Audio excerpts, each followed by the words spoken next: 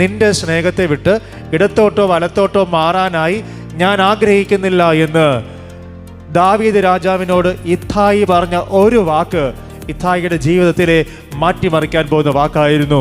ദാവീദ് ഇസ്രായേൽ സൈന്യത്തെ 3 വിഭജിക്കുമ്പോൾ ആ 3 സൈന്യത്തിൻ്റെ സേനാധിപന്മാരിൽ ഒരാളായി ഇത്ഥായിയെ ദാവീദ് നിയോഗിച്ചതിന് പിന്നിൽ ഒരേ ഒരു കാര്യം മാത്രമേ ഉള്ളൂ.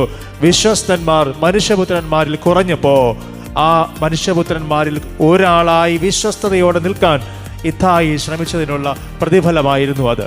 ദൈവം നോക്കുന്നത് വിശ്വസ്തയോടുകൂടെ എല്ലാവരും പിൻവലിഞ്ഞു പോകുമ്പോൾ നിനക്ക് നിൽക്കാനായി, ദൈവസന്നിധിയിൽ നിൽക്കാനായി കഴിയുന്നുണ്ടോ എന്നതാണ്.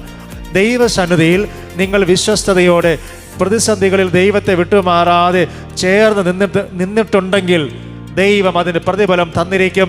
തീർച്ചയായിട്ടും ദൈവം അതിനുള്ള റിവാർഡ് നിങ്ങളുടെ കണ്ണിൻ്റെ മുമ്പിൽ അധികാരസ്ഥാനത്ത് ജീവിതത്തെ മാനിക്കുന്ന രീതിയിൽ തലമുറകളിലൂടെ ദൈവത്തിൻ്റെ അനുഗ്രഹമായി കരങ്ങൾക്കുള്ളിൽ നൽകും.